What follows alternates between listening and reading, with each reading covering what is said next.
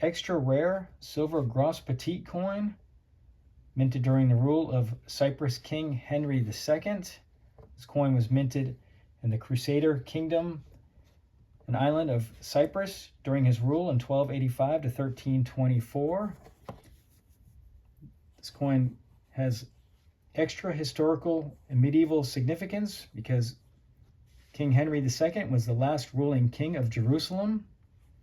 We set this wonderful treasure in a custom 14-karat gold pendant. It's an exceptional piece. The obverse side shows a Jerusalem cross, also known as a Crusader cross, which is a Greek cross with smaller crosses in each quadrant. On the reverse side, you can see King Henry seated while holding a fleur-de-lis scepter and a globus cruciger.